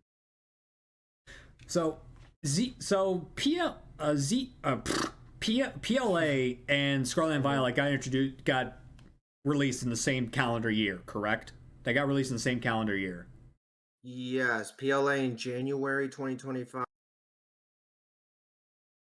2020. Excuse me, 2022. Sorry, I'm thinking this year. PLA in January 2022. Scarlet and Violet in November of 2022. Yeah, so I'm assuming that they may repeat the cycle this year, so we may get the Gen 10 games this year, but if we don't, I'm assuming they're going to wait and hold off until Worlds, so they release the Gen 10 games during Pokemon's 30th anniversary year. That's what I've heard. Not from sources, but it's just, from fellow people in the community, that if they're going to announce Gen 10 or something very big, it's going to be next year at the 30th anniversary. Yeah, they have to do something massive, because if they don't, they're really undermining us as Pokemon enthusiasts. And also it looks bad for their brand, because a big year deserves a big release. Oh yeah, so imagine the Pokemon Presents, how's that's going to be next year. Whew, yeah, people are gonna go haywire. So Oh yeah. so if they're gonna do Gen 10 in 2026, then I hope that at Worlds 2026 we get the chance to play a Gen 10 demo because after what Fingers happened, crossed. yeah, because after what happened in Gen 7 with releasing the demos and whatnot, the demos got data mined. There's no conceivable way they're gonna do like the ZA demo on the Switch 2 as a pre-release because they're gonna data mine the game. They're never gonna do that again. So no more demos on that. So we'll see what happens. Yep. We'll definitely see what happens. Okay, so let's go talk over some Pokemon news. So this is what I want to talk about earlier. So as we all know, there are Pokemon in this community that everybody either has a certain way they think it's pronounced or the way it's formally pronounced. One of those Pokemon specifically is the Gen 3 legendary known as, well, how I pronounce it, Rayquaza. The Pokemon Company during Worlds reviewed a whole bunch of Pokemon that people have mispronounced names. The one that made headlines throughout the internet was Rayquaza. And apparently Rayquaza is the formal pronunciation of this Pokemon because a lot of people love to call it Rayquaza. So how do you that's how you pronounce it? When I was a kid, yeah, I pronounced it Rayquaza, and then like I think it was like around Pokemon Unite is when I said Rayquaza. So yeah, what there is specifically one tweet blew up, which was Galaxin13's tweet about it. It blew up. It even got to the point where IGN used it in a freaking article about this mispronunciation being confirmed. So what other I know Rayquaza was on there, but what other Pokemon do you know what did you see what other Pokemon they showcased as to mispronunciations that were corrected or whatnot? To be honest, I don't know. I didn't even see that pronunciation until maybe the I can't remember when it came up, but I don't recall how many pronunciations had to be corrected because I think once the matches were over, we were all getting up on our seats and, and getting ready to go outside um because of like after the matches were over, everybody was ready to go outside for the Eternamax Eternatus. So I think I missed it. Uh-huh. But yeah, But I saw the Rayquaza one like blowing up on social media. yeah, so I just you know there's one Pokemon everyone wanted the formal pronunciation of, but we didn't get it.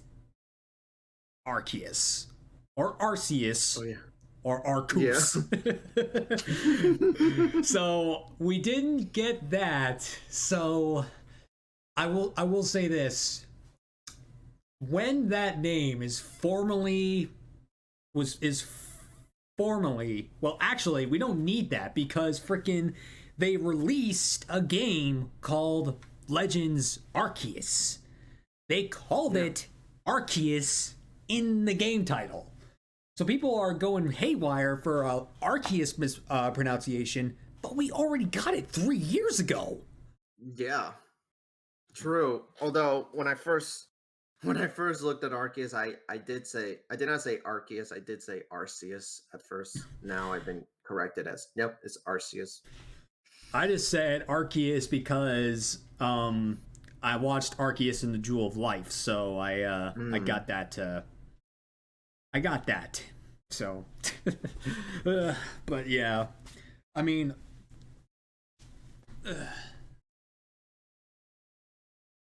sorry, this thing's getting a little too tight. So, in You're in good. your opinion, what is like uh, it's hard to it's hard to grasp like the people mispronounce names all the time, but like what is like your opinion on like one specific Pokemon going absolutely haywire on the socials because freaking its official name has finally been you know slated by the Pokemon companies, so it's like what are you to do now? do you Um. keep Hmm. do you Oh my keep goodness. calling it do you keep calling it what you've been calling it for years, or do you change up the game? I mean, yeah. Like I said, I would normally say Rayquaza when it was introduced, and now I had been corrected to it's Rayquaza. So yeah, it is kind of funny when you see like pronunciation goes like, what? You're telling me it's you're telling me all these years I've been saying it wrong?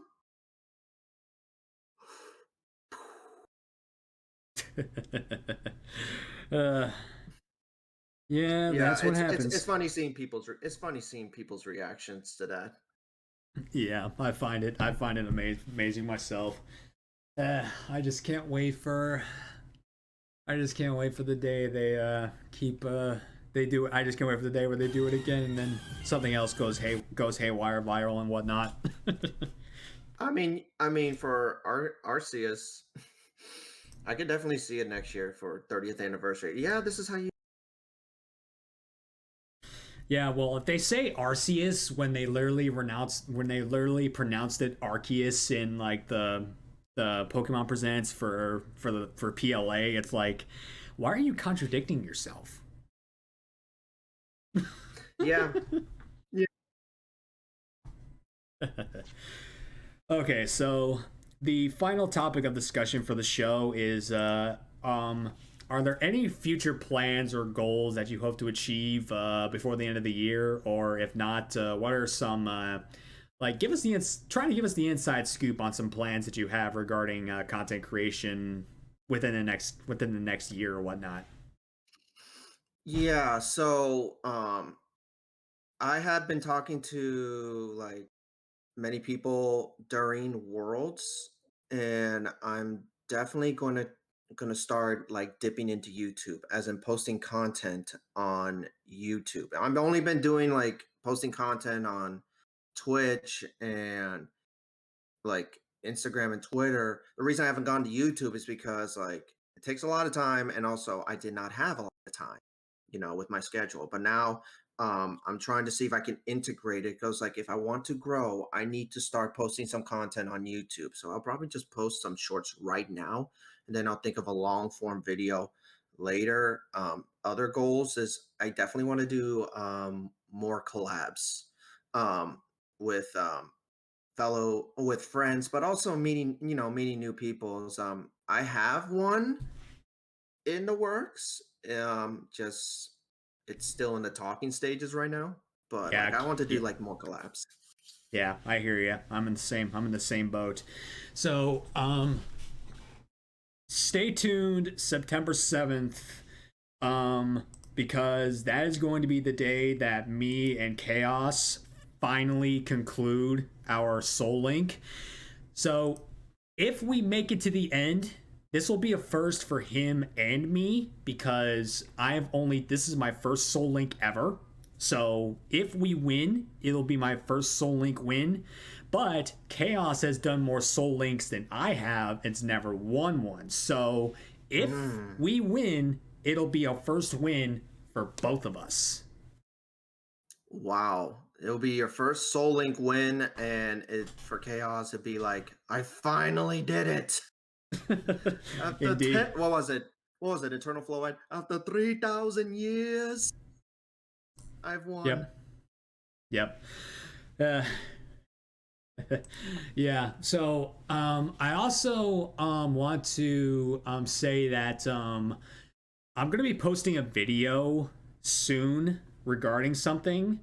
But I have a major project I'm going to be planning on debuting in October.